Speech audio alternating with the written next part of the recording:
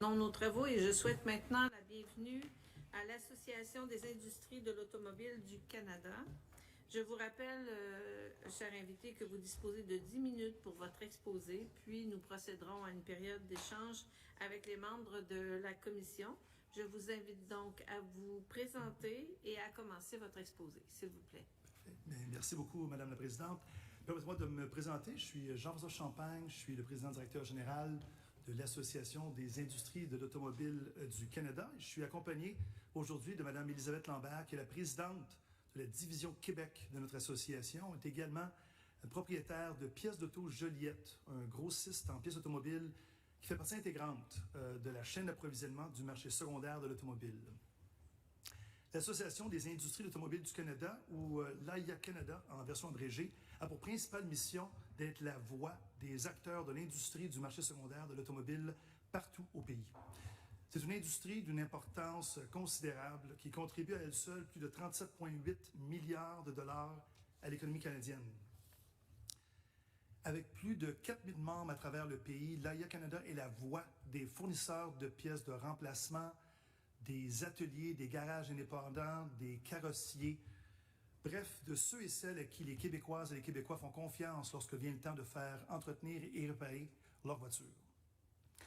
Que ce soit par ses représentations, sa vision, ses études ou ses programmes de formation, l'AIA Canada s'assure que ses membres aient tous les outils en main afin qu'ils puissent remplir leur mission première, soit celle de servir le propriétaire de plus de 5,2 millions de véhicules qui circulent sur nos routes au Québec.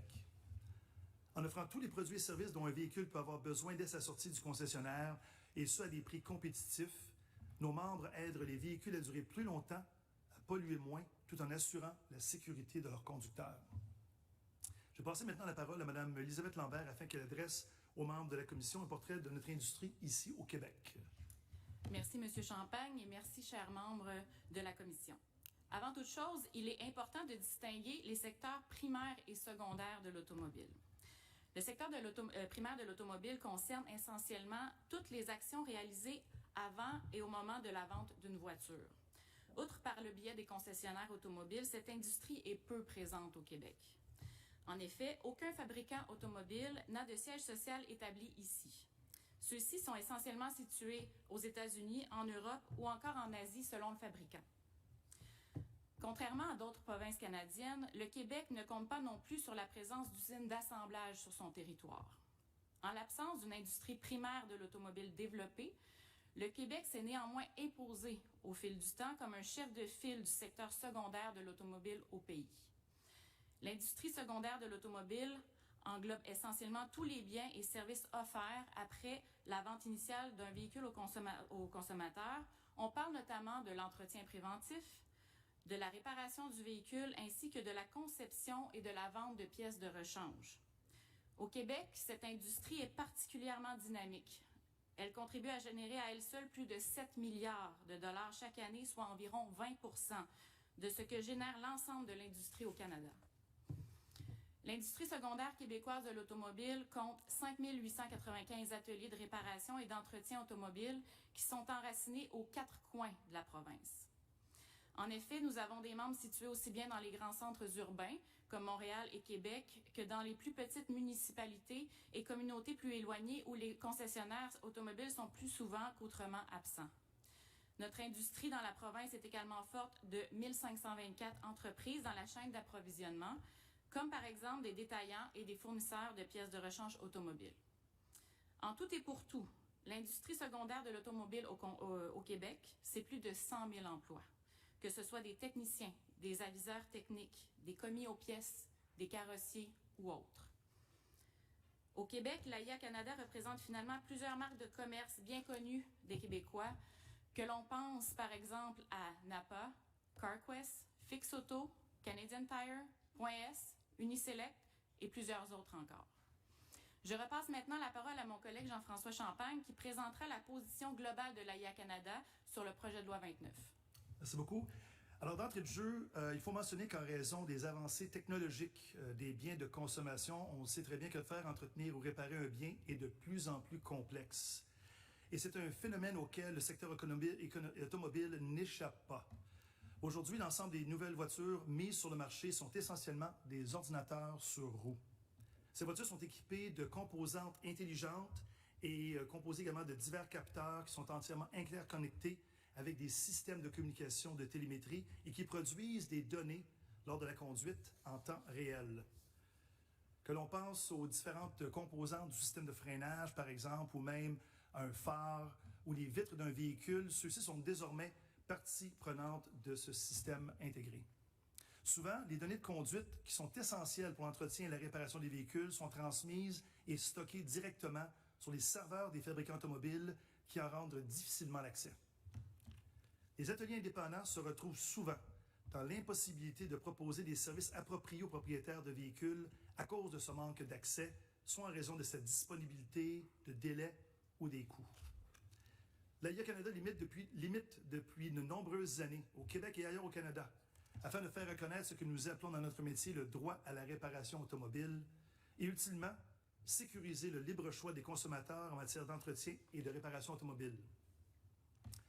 En spécifiant à même la loi sur la protection du consommateur que le fabricant d'une automobile, et je cite, doit donner accès aux données de cette automobile à son propriétaire, à son locataire à long terme ou au mandataire de ceux-ci à des fins de diagnostic, d'entretien ou de réparation, que le fabricant ne peut se dégager de cette obligation et que cet accès doit être donné gratuitement, c'est précisément ce que vient faire le projet de loi 29. Globalement, l'AIA Canada constate que le projet de loi reflète le consensus qui s'est formé ces dernières années au sein de la population québécoise en matière de lutte à l'obsolescence programmée et de droit à la réparation, des concepts qui sont indissociables dans le secteur automobile. Elle s'inscrit également dans une mouvance plus large, alors qu'à l'échelle internationale, de plus en plus d'États ont légiféré ou envisagent de le faire contre l'obsolescence programmée et pour le droit à la réparation. C'est le cas à divers degrés de la France, du Royaume-Uni, des États-Unis, de l'Australie, pour ne nommer que ceux-ci. De l'avis de l'AIA Canada, ce projet de loi adopte une approche équilibrée qui permettrait de mieux protéger les automobilistes québécois et de préserver la saine concurrence et l'appétit pour l'innovation ayant toujours prévalu sur le marché secondaire de l'automobile au Québec. Cette saine concurrence a d'ailleurs été, par le passé, garante de prix compétitifs pour les consommateurs. Son adoption permettrait également au Québec, qui a fait de l'électrification des transports une pierre angulaire de son plan de lutte au changement climatique, de permettre aux automobilistes de continuer de compter sur leurs ateliers de confiance et donc de mettre toutes les chances de son côté pour assurer l'atteinte de ses objectifs. Elle permettrait finalement de maintenir une offre de services essentiels, particulièrement dans les régions plus éloignées, et ultimement de favoriser une meilleure sécurité routière. Considérant tout ce qui précède et considérant que l'automobile est l'un des biens de consommation les plus précieux des Québécoises et des Québécois, nous accueillons positivement le projet de loi 29. L'AIA Canada souligne par ailleurs qu'advenant son adoption, le Québec deviendrait la première province canadienne à formellement reconnaître le droit à la réparation dans le secteur automobile.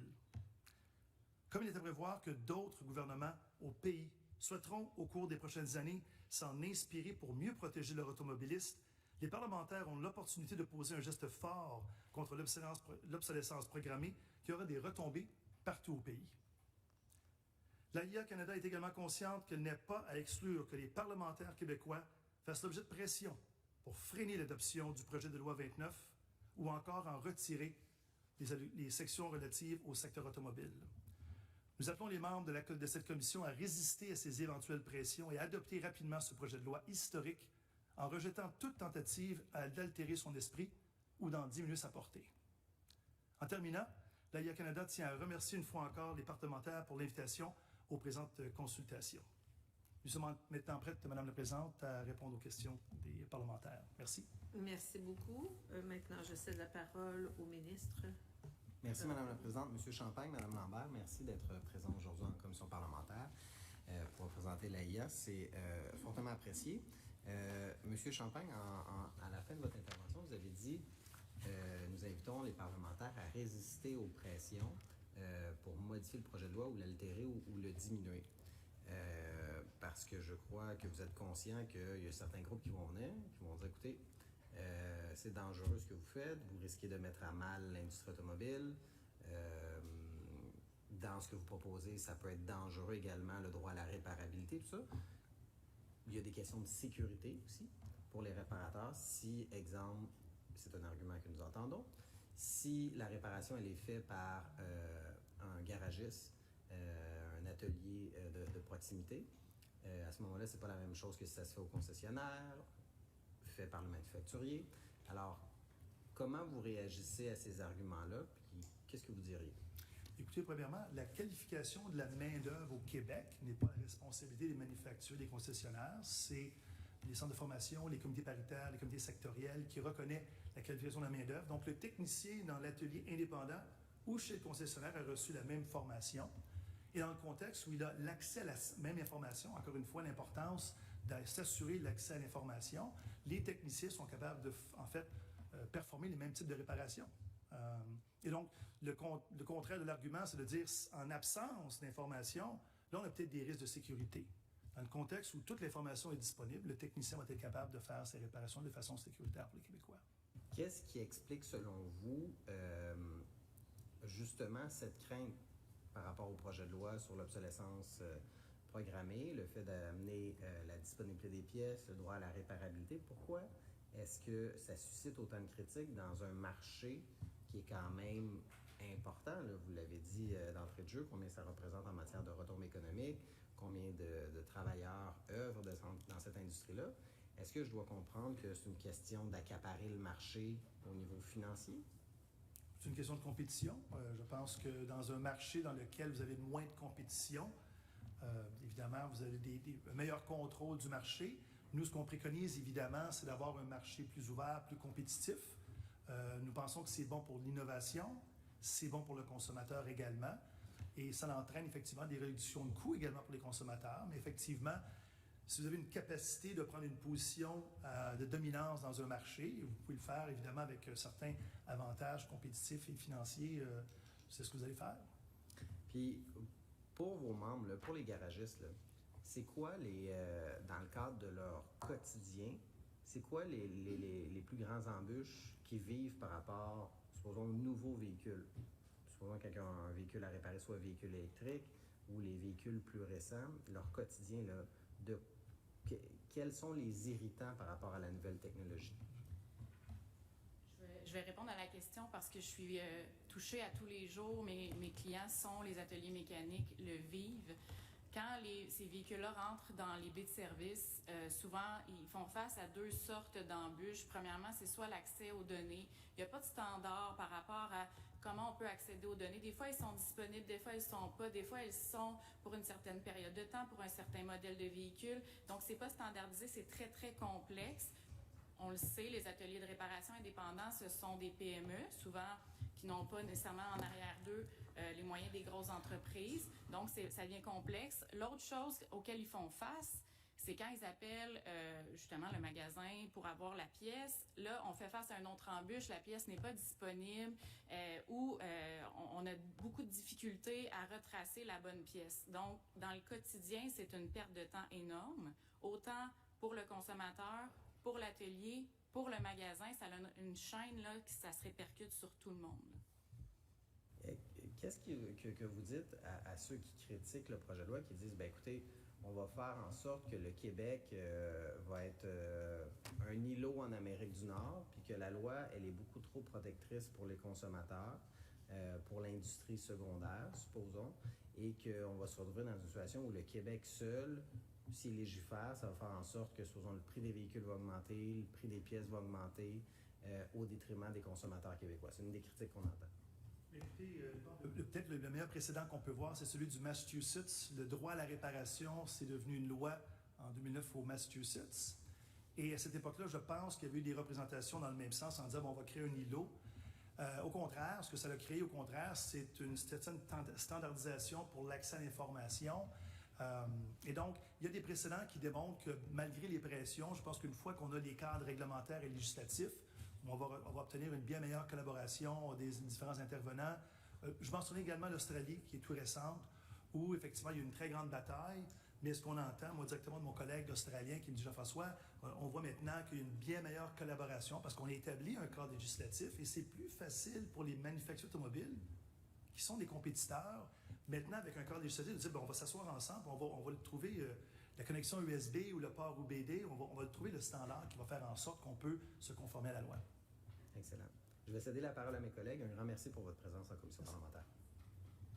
Merci. Je cède maintenant la parole à Madame la députée de Charlevoix, Côte-de-Beaupré. Merci beaucoup. Bonsoir. J'ai accroché sur le 100 000 emplois que votre industrie permet de soutenir. Est-ce que si on garde la tendance actuelle et s'il n'y a pas de législation, quelles seraient les conséquences? On voit de plus en plus, on parlait tantôt de Tesla, qui est une des marques où on n'a pas justement cet accès aux données, mais avec les voitures électriques, avec la tendance, qu'est-ce qui arriverait si qu'est-ce qui pourrait arriver en fait si on ne légiférait pas?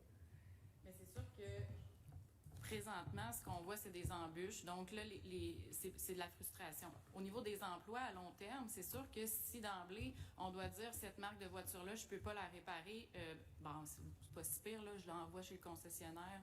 Mais quand le flot de véhicules qui vont rentrer dans les baies de service de ce type-là vont représenter 40, 50, 60% du chiffre d'affaires ou du volume de travail qui rentre, c'est sûr que ça va avoir un impact super tangible dans toute la chaîne, dans toute l'industrie. Donc, c'est sûr qu'il va se perdre des emplois à ce niveau-là. Donc, assurément, pour l'industrie, pour les entrepreneurs, les garagistes, il y a des avantages. Exact. Mais pour les consommateurs aussi, il y a des coûts aussi. On l'a vu avec des intervenants tout à l'heure, les coûts sont moins quand on fait affaire avec un garagiste de proximité plutôt qu'avec un concessionnaire. Oui, puis faut vraiment regarder la situation dans son ensemble.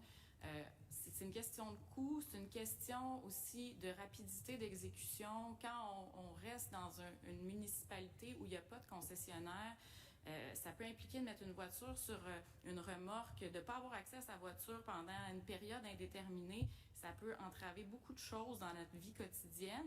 Puis ça peut aussi avoir un enjeu sur la sécurité des gens qui conduisent les voitures, parce que si on est dans une communauté un peu plus éloignée, puis qu'on se dit, ben là, il faut que j'envoie ma voiture à Québec ou à Montréal, non, je veux pas, je veux la garder, ben là, on prend un risque de garder sur la route une voiture qui est peut-être pas sécuritaire à être conduite. Fait que ça a vraiment beaucoup d'impact, ça a un impact de coût, ça a beaucoup de répercussions potentielles aussi. Et vous avez dit tout à l'heure qu'on pourrait être la première province canadienne et qu'on pourrait en inspirer d'autres. Donc, vous croyez que, on n'est pas en marge ici, c'est vraiment une tendance mondiale pratiquement qui s'observe. C'est certain que nous, on fait des représentations au niveau du gouvernement fédéral également sur le même sujet du droit à la réparation. Je crois qu'il y a différentes écoles de pensée, mais c'est certain que la protection du consommateur, garder un aspect compétitif, je pense que c'est quelque chose qu'on voit un intérêt, définitivement au Québec, mais dans d'autres provinces également. Je ne vous cacherai pas que l'approche, pour nous, ça serait, on préférait un cadre national pour standardiser un petit peu tout ça. Mais écoutez, encore une fois, le Québec est en avant. On a parlé parfois que le marché secondaire de l'automobile est très... il y a beaucoup d'activités dans notre secteur au Québec. On est très innovant dans ce secteur-là. Alors, on n'est peut-être pas surpris de voir effectivement que c'est ici que ça commence. Puis je pense que ça va créer un beau mouvement à travers d'autres provinces, à travers le Canada, certainement. Bien, merci de votre présence. Merci.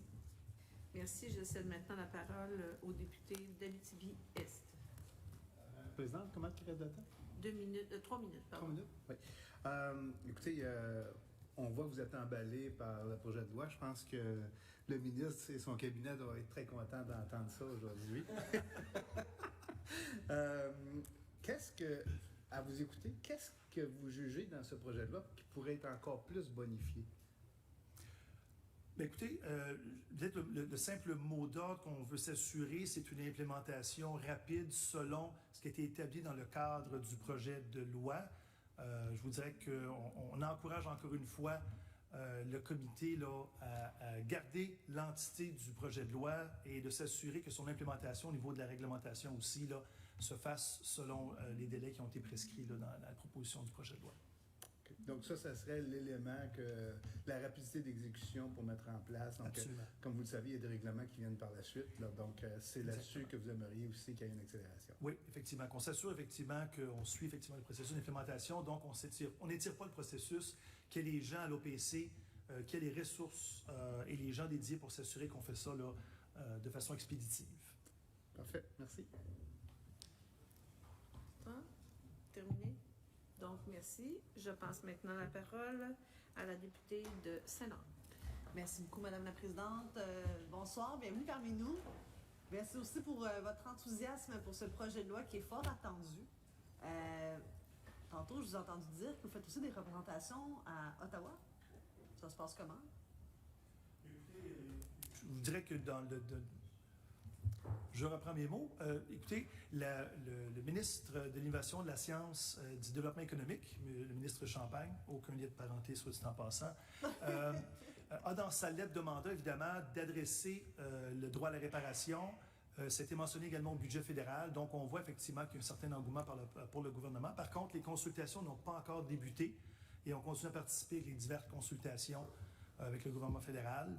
Mais au moment qu'on se parle, bien que certains projets de loi qui adressent certains aspects du droit à la réparation, c'est certain que le projet de loi qu'on a ici au Canada, au Québec est celui qui rencontre vraiment les ensembles des éléments qui sont nécessaires pour assurer le choix du consommateur de continuer de choisir où ils font faire l'entretien et la réparation de leur véhicule. Parfait. Nous, en ce moment, le projet de loi, tantôt vous disiez qu'il y avait d'autres discussions au projet de loi, mais qui n'englobaient pas tout. Nous, à ce stade-ci, trouvez-vous qu'on englobe suffisamment, est-ce qu'on essaie de ratisser le plus large possible et de tout couvrir? Est-ce que les devoirs ont bien été faits? Oui, selon, écoutez, tel que on en a parlé plus tôt, on endosse l'ensemble du projet tel qu'il est présenté. Encore une fois, avec peut-être le seul bémol de dire on veut s'assurer que les parlementaires adoptent l'ensemble du projet de loi tel que présenté et qu'on s'assure également que l'implémentation de la réglementation se fasse dans les délais prescrits avec le bon niveau de ressources, entre autres du côté de l'OPC. Ouais, il y aura quand même quelques amendements, donc on ne peut pas vous garantir que ce sera tel quel. Merci de nous laisser quand même légiférer. Nous, on a un amendement qu'on va présenter parce qu'au niveau des amendes, on a parlé plus tôt ce matin avec d'autres groupes aussi, d'aller un peu plus loin, puis de reprendre initialement ce qu'on voulait, c'était vraiment s'attaquer au chiffre d'affaires, c'est-à-dire plus d'avoir une approche qui fixe un plancher d'amende et non pas un plafond, parce que sinon, une grande entreprise, disons Tesla par exemple, pourrait se dire ça coûte combien l'amende? Et tout simplement signer un chèque. Est-ce que vous êtes ouvert à ce type d'amendement-là? Nous, tant que les éléments du projet de loi relatifs spécifiquement à l'accès à l'information restent entiers, nous, on est satisfaits. C'est sûr que s'il y a des amendements au niveau là, des amendes et tout ça, on va laisser ça dans les mains des parlementaires à débattre, mais sur le concept, on reste tout à fait en support au projet de loi. Parfait. Vous voulez ajouter quelque chose? Non, c'est parfait, parfait. C'est sourire, c'est l'enthousiasme, j'aime ça. Puis, l'argument qu'on peut nous servir, c'est au niveau de la sécurité. On a entendu un groupe ce matin qui nous a clairement expliqué en quoi qu'au fond, c'était un argument qui ne tenait pas la route. Parce que, au fond, vous, ce que vous voulez avoir, c'est vraiment simplement une donnée technique. Et vos membres, vous avez dit dans votre discours qu'ils sont formés et que vous assurez qu'il y a une formation, évidemment. Donc, pouvez-vous élaborer sur cet argument de la sécurité?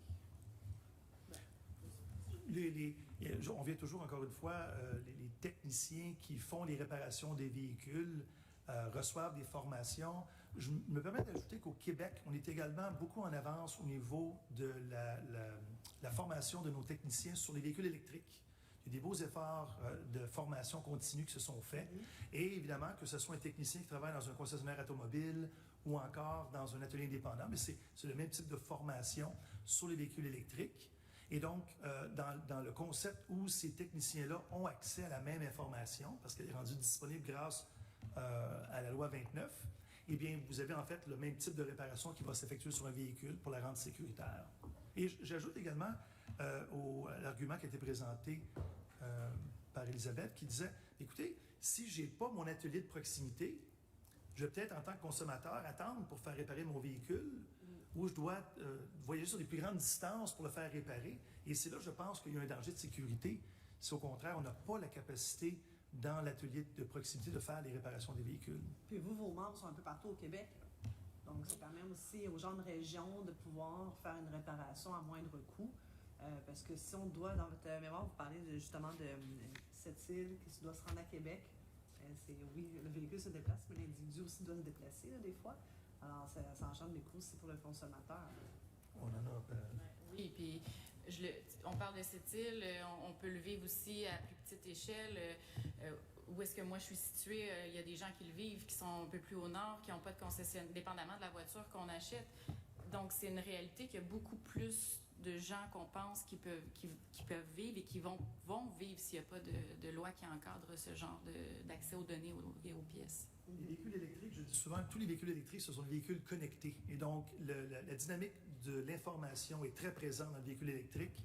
Si on veut que le Québec rencontre ses objectifs au niveau de l'adoption des véhicules électriques, il va falloir s'assurer que le consommateur est en confiance de dire, bien, je vais pouvoir continuer à aller à mon garagiste de proximité pour faire l'entretien et réparation de ces nouveaux véhicules-là, qui, définitivement, de plus en plus, on demande beaucoup d'informations pour être capable de faire un bon diagnostic et une bonne réparation. Pas parce que je veux le viser, mais c'est celui que j'ai en tête comme fabricant Tesla, qui est vraiment en circuit fermé, là, donc on ne peut pas le faire réparer ailleurs, n'ouvre pas non plus ses données. Donc, les réparateurs indépendants qui veulent faire une réparation sont forcés de pirater le système pour avoir accès au diagnostic de l'auto. Ma question, vous savez, des fois avec des dirigeants, on ne sait jamais comment ils vont réagir avec un projet de loi.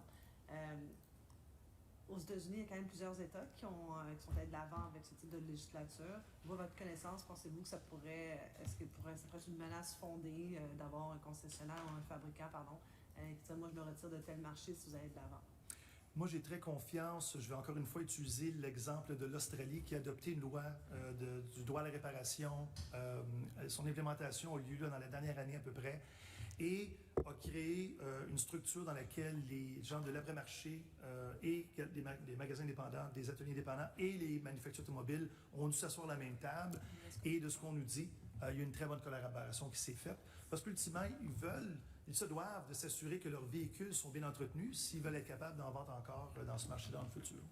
Dans un des reportages de l'émission La Facture, on peut voir le désarroi de certains citoyens parce que leur auto est au garagiste en attente, et toujours en attente d'une fameuse pièce qui n'arrive pas.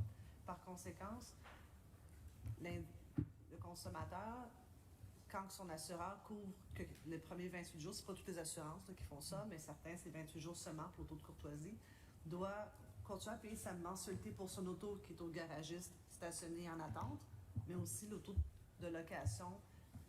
Vous, est-ce que c'est des choses que vous entendez auprès de vos membres qui disent, nous, on veut réparer, mais on n'a pas la montée de pièce, on n'a pas la pièce. C'est sûr que pour nos carrossiers, il y a des dynamiques qui sont difficiles au niveau, effectivement, véhicule de courtoisie, les délais de livraison des pièces. Je vous dirais simplement qu'il y a plusieurs différentes alternatives pour fournir des pièces de remplacement sur un véhicule. Nous, dans notre marché, dans notre secteur économique, on développe beaucoup de pièces de remplacement également. La loi 29 va venir également permettre qu'on continue à développer des pièces de remplacement aussi.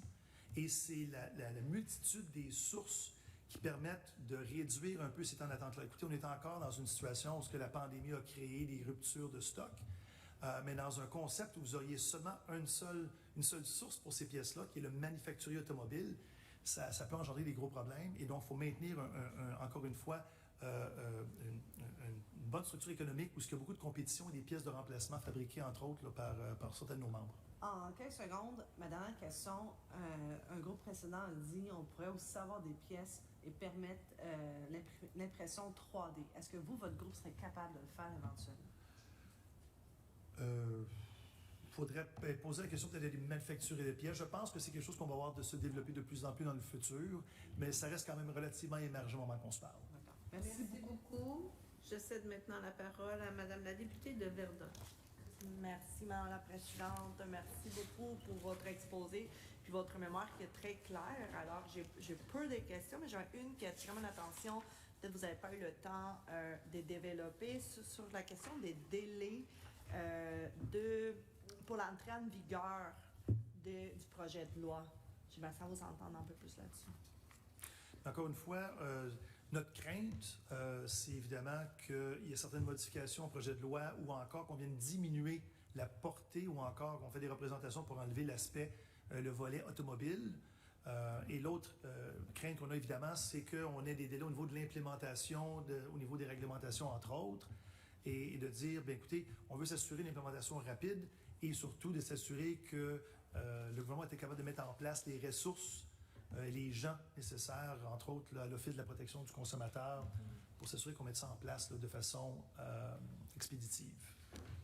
Merci. Comment on a le temps, peut-être vous entendre un peu, vous l'avez un peu évoqué, l'état des différents centres de réparation indépendants au Québec. Comment vous sentez l'effet économique qu'il peut avoir ce projet de loi dans les différents centres, régions du Québec?